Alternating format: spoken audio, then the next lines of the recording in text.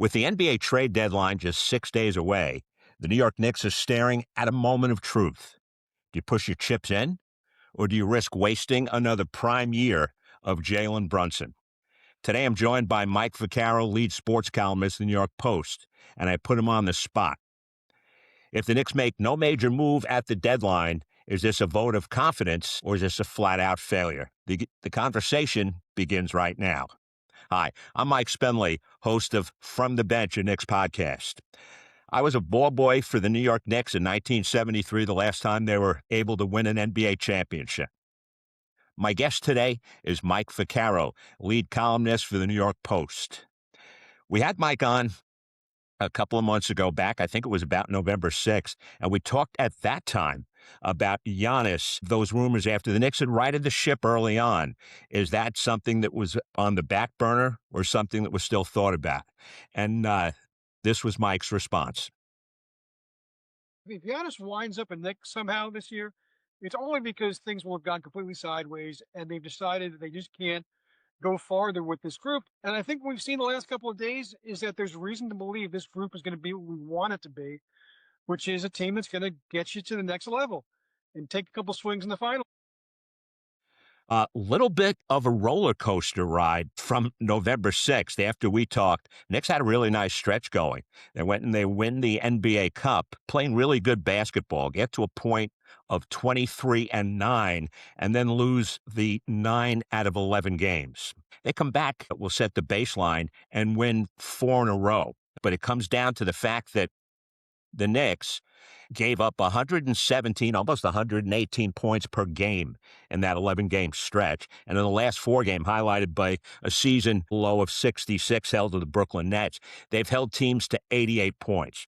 So when you say defense is an effort, they've picked that effort up and they've showed that they could play.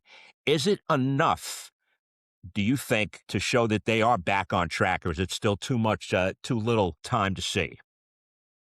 Well, I think it's really encouraging to see that. Look, I understand the panic that was generated by the 2-9. I also understand they weren't healthy during that 2-9. I mean, they didn't. I know in the last game against the Mavericks, which was a really embarrassing game at Madison Square Garden, they were completely at full strength for the first time in weeks. And look, I mean, I think the team has to be judged by what they're like when they have all their elements, because they really are some of their parts. And obviously missing Brunson for a couple of games was harmful.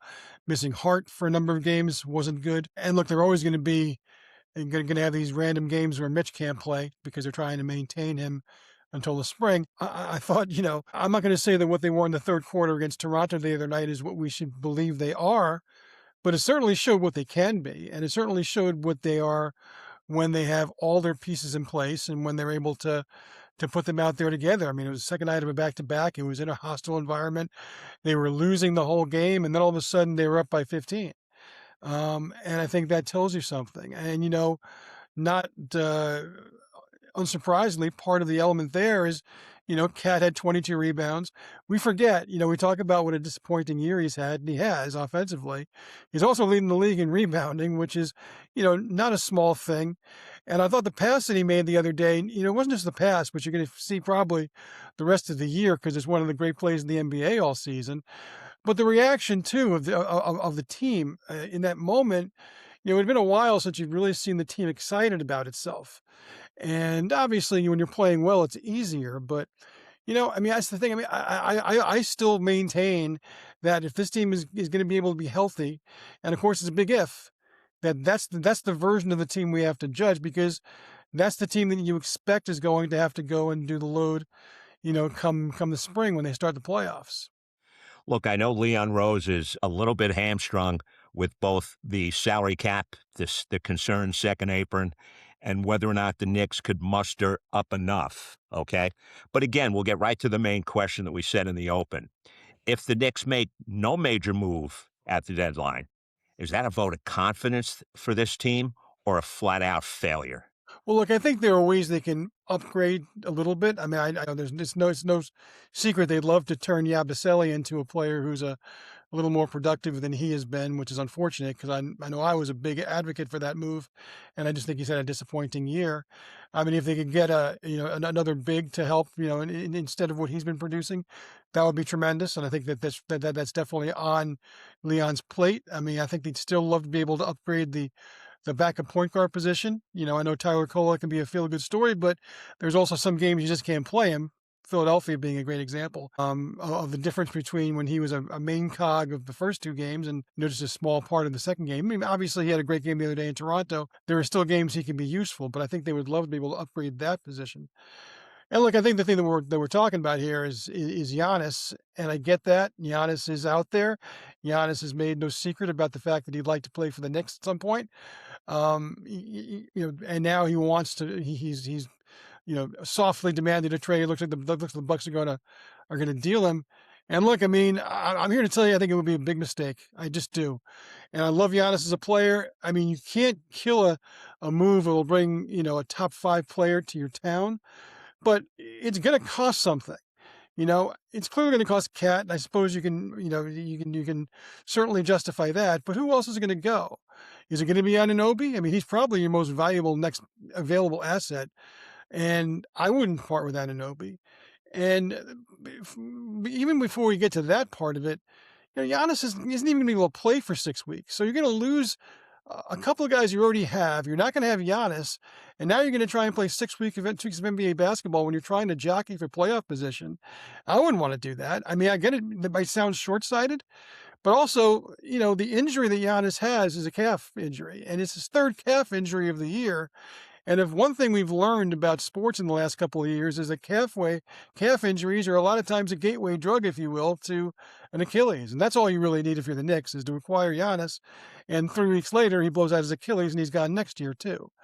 I would stay away from it. Look, I mean, I think if you play the year out and maybe he goes to a place that he's not willing to sign an extension, and then you can get back into the conversation next year, I wouldn't do it.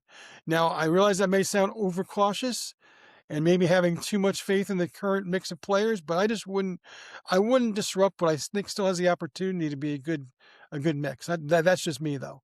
He might not even be on another team to make that decision, because I think for all teams involved, especially when I'm looking at the Golden State and especially Miami and even Minnesota, they might be better off waiting till the summer, as would the Knicks. So that decision might not even have to happen right now. Let me ask you this, Mike.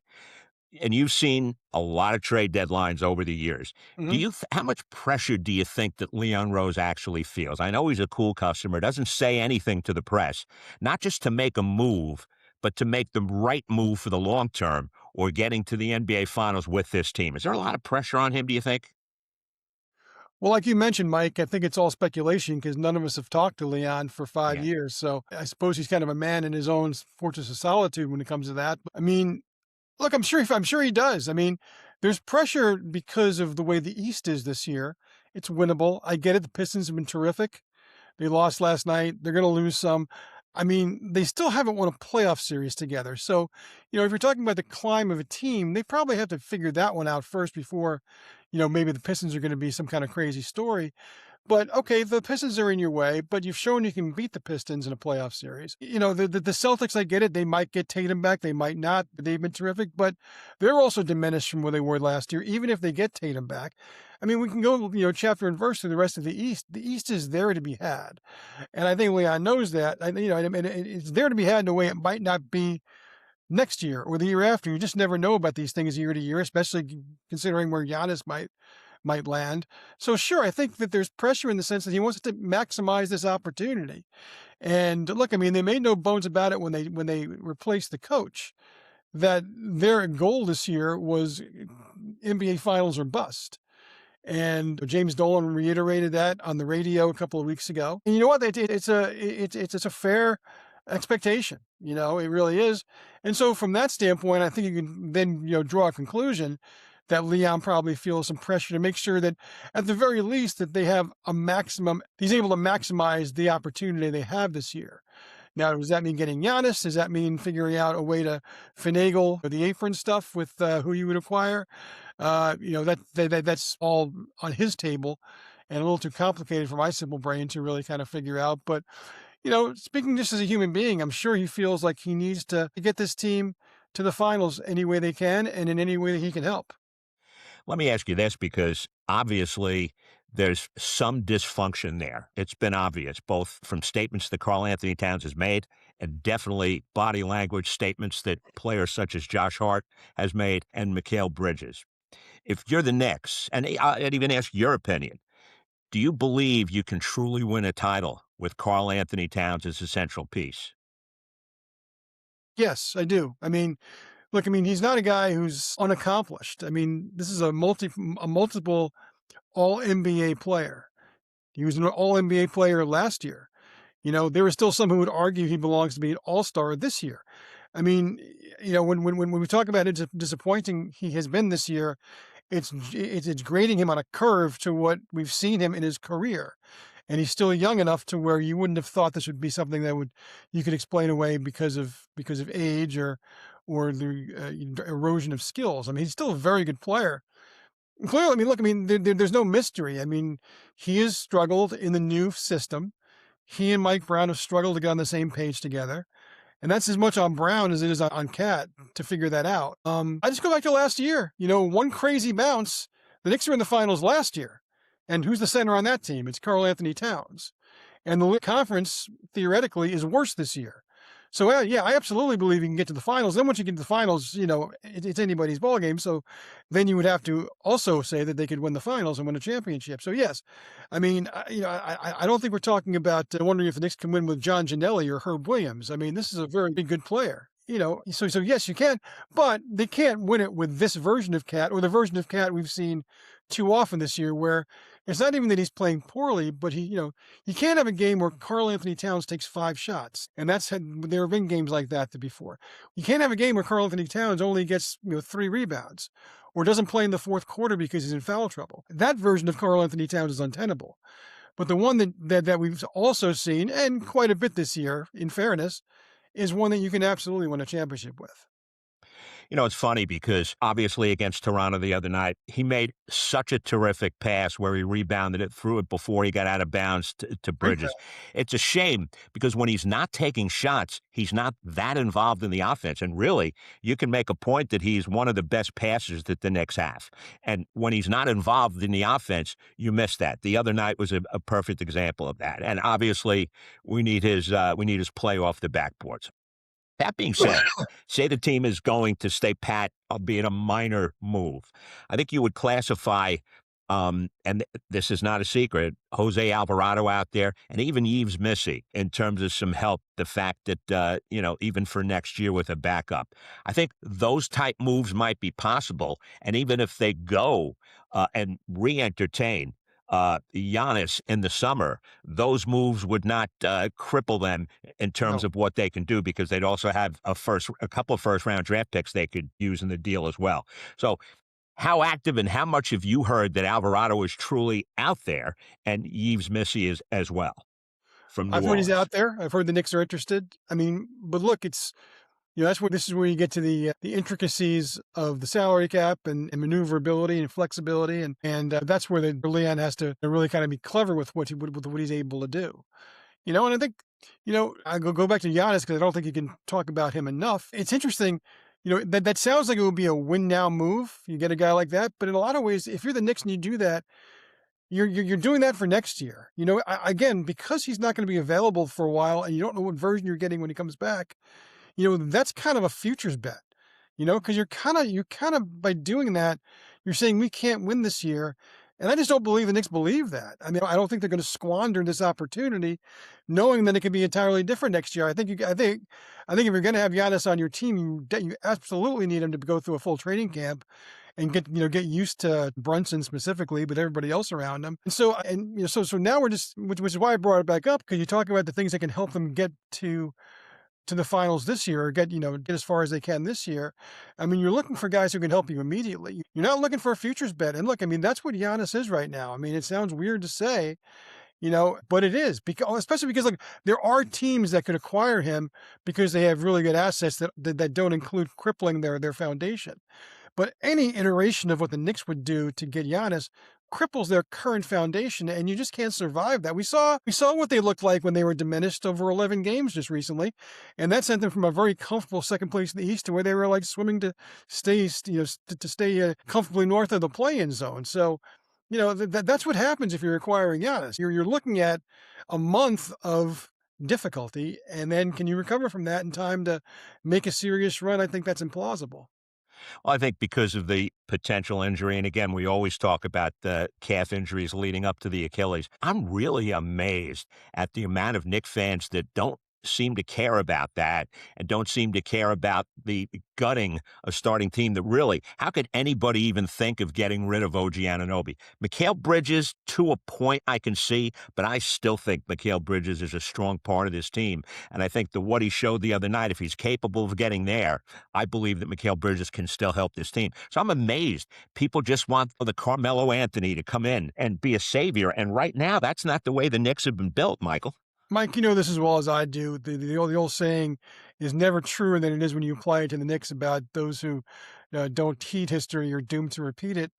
I mean, that's what the Knicks have done ever since you were a ball boy. And that's true. I mean, from the last championship, they've always been star chasers. Whether it's Kareem Abdul-Jabbar, whether it's Wilt Chamberlain, whether it's Spencer Haywood and Bob McAdoo, whether it's Carmelo. And, the only times they've ever tried to build a team, not coincidentally, is when they've been successful. We're talking about the 90s when they found, two different iterations of teams to build around Patrick that was close but not close enough. And even if you want to go back to the one great year they had with Carmelo, people want to rip Carmelo, but he literally had one legitimate team around him in the time that he was here, and that was 2012, 2013. And guess what? They won 54 games. Which is the most they've won in 30 years. So, and you have now, which has been a carefully constructed team. I get it. People are always going to throw the draft picks that they use for Mikal Bridges around. But you know what? Again, I go back to the fact, and Josh Hart made a joke about it once. Those guys are all 7th and 8th graders now. Well, they're not. I mean, maybe a couple of them are playing for the Nets. Do you want those players instead? Would those be more helpful to the cause? And the players going forward, I mean, you assume the Knicks are going to be pretty good for the next couple of years. Those draft picks are going to be in the 20s and the low, mid, high 20s. You want those guys in your team instead of Mikal Bridges? I mean, people sometimes go crazy with draft picks, and I understand that. But, Mikal Bridges is an important element in this team. They're all, that's what makes the Knicks so intriguing, is that they've been carefully put together. And I get it, there's a lot of ifs. But we'll start with the big if. If they are healthy, if they are complete 1 to 9, you're talking about one of the best starting fives in the game, and I'll line that up against any team. And now you're talking about a bench that goes 9 deep that includes a guy like Shamet, who is thriving under Mike Brown, and become one of their most, incredibly valuable guys. You're talking about, Deuce McBride, who's a Garden favorite, and, on the nights that he's hot, I mean, can carry them. He's a microwave-like player. You're including Mitch Robinson, by the way. That's pretty good element. So I mean, this is a good team. I mean, the Knicks right now are so strong that they're not even using Jordan Clarkson, who has actually won a couple of games for them this year. So, I mean, this was a carefully constructed team, and I think that, look, I get it. Giannis is one of the best players of all time. And he's clearly one of the best 5 players in the league, probably even with a calf injury. But, if you're looking at maximizing what you can do this year, I have very little complaint with the way that Leon has built this team. And I get it. It's easy to feel terrible about this team when they're losing, because when they lose, they look really bad doing it. I get that. And that's when you start saying, but you know what? Here's what I say to fans. And look, I mean, honestly, I said this when people wanted to fire Thibodeau last year, and they wanted firing Thibodeau. And while I think Mike Brown has done a wonderful job, I would say the same thing. Is it really that easy to forget how awful it was for 20 years here when you had people in charge who had no idea what they were doing? And that includes general managers. It includes Phil Jackson, by the way. It includes more coaches than you can count. And now you have guys who actually know what they're doing. I mean, to just throw it up in the air and say, yeah, let's bring Giannis and not have really any sense of what the consequences would be is foolish to me. But I get it. Fans want to see stars. I get it. I want to see stars. I like covering stars, but I just don't think that's the necessary. You got to be smart about it if what you want to do is win a championship. A couple of things about that, Mike, and I agree with everything that you're saying across the board. Thought it was really interesting post-game interview with McHale the other night in Toronto when he came out with a statement that what was the problem? He wasn't playing his best. I don't think I was that coachable. It looked at the beginning of the year like McHale was the one that was really on board more than anyone. So that statement really looms large. And I think the players have made a commitment to get back into maybe not play by play, word by word, but to get back onto Mike Brown's process. And I'm amazed at all the people that wanted to have Mike Brown out of here. It's an incomplete. And what he's had to deal with is just amazing. I think he's still done a very good job. I'm not going to coordinate, Mike, because I get it from both ends. When they were 23-9, everybody was like, "How's your boy Tibbs doing now, huh?" And now, of course, 2-9, you get the other side of the faction saying Mike Brown doesn't know how to dribble a basketball. So it's again, that's the wonderful part of engaging with fans. But the thing about Bridges, to me, I've never felt better about him as a player, as a Knick, as a person, than that quote you cited. Who in the world has the gravitas to be able to identify themselves as being uncoachable for a stretch? I thought that was genius. I think it was genuine. I think he meant every word of it. Me too. And I think that tells you why he's exactly the kind of player you want. He gets it. He's not a delusional player. He sees. He knows better than anybody, when he's not playing well, and we'll acknowledge it. But we also know that he's capable of some extraordinary things, as we saw, on Wednesday night, as we've seen elsewhere this season, as we saw, as he single-handedly closed out both Celtics games last year on both sides of the floor. So to me, that's what you look at. I'm never, ever going to think poorly of Cat, because I was there at the Garden last year after he scored 41 points against the Bulls, but missed a couple of free throws, and they wound up losing that game. And 10 minutes later, who comes out on the field on the floor in a full uniform but Karl Anthony Towns? And he's taking free throws, and he's practicing free throws. And there was nobody there. He wasn't trying to impress anybody. I happened to be in the press box, so I was impressed. But he wasn't doing it for me. He was doing it because that's who he is. And and I think those are the kind of things you look at. And look, Jalen Brunson every day says something about himself that makes you say, well, yeah, he's a guy you want on your side. And Brown's the same way. We talked about this last time, Mike. The first thing that really impressed me about Brown early in the season was he said, it's not just the players who got to do the adjusting, the adapting, it's the coach too. And he's still doing that, and so, and I get it. There's a part of me that wants the Knicks to win all 82 games. So, I get it when they don't, when they look poorly on a night. It gets frustrating, because you want this team to do so well, because it's been so long since you've had somebody, in a basketball town that does great basketball things. And so the standards are very high, and that's great. And I think and look, the one thing I'll always say to people, whether you're too critical, not critical enough, whether you're on the bandwagon, not on the bandwagon, it beats being 24-70 every year, or whatever. No question about it. 22-60 every year. I'll do. I also think, before we ask you the final question, I also think that Cat will be better mentally, because I think we can agree he has somewhat of a fragile ego. That's what I think. That's what I've seen. I think when this trading deadline passes, should nothing happen, I think he'll be a little bit better off, and I think he'll grasp more of what's going on. Couple of things. I'm going to pick one, and I'll ask you to pick one. A move that the Knicks can make now, okay, and would help them. We talked about Alvarado, Missy. That is a possibility. The one that I think would be tough to pull off, but they can do it because of cap, is Najee Harris over on Dallas, okay, Najee Marshall. He's $9 million on the cap. They could do a couple of things. They could trade a couple of players and a couple of draft picks, second-round picks. I think his energy and the way he plays would endear himself to this New York crowd, and I think he can help them right now. Could they maneuver it? Yes, it would be tough, but it would be something that wasn't considered major, even though he's a very good player. And right now, playing 26 minutes a game, I think he could really help the team. How about you, Mike? I like that one. I think given the choice between the two, I'd probably lean more toward Alvarado, because I do think that potentially in the playoffs, what you want, you just don't want somebody who can back up Jalen. In the playoffs, when every team, you can see it coming, is going to double team him on every time he has the ball. You just want a guy who can bring the ball up. And I get it, Josh does that now, and Deuce does that some when he's in the game. But you just need to be able to take the pressure off him a little bit, so he's got all his juice left in the tank. So I would prefer, I would prefer to see the point guard position being what they strengthen. And again, every time I do that, I get the Tyler Kolek fans coming out of the woodwork. And, I think, look, I mean, here's the thing. I do think Mike Brown is the kind of guy in the playoffs who will play 10, 11 guys, even if guys are just getting 2 minutes here and 3 minutes there, because, it's an all hands on deck thing. So it's not going to be an 8-man rotation like it was under Tibbs.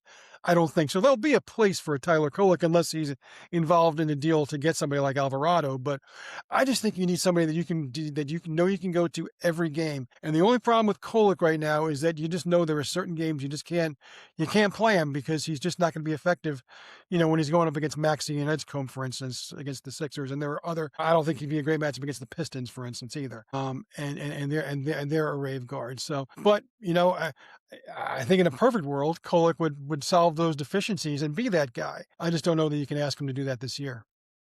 Now that we have it all figured out, I can't wait to see how you analyze what happens at the end. And before we finish, if you like this content, please subscribe to my channel. It would help us in the future to put more content like this out there.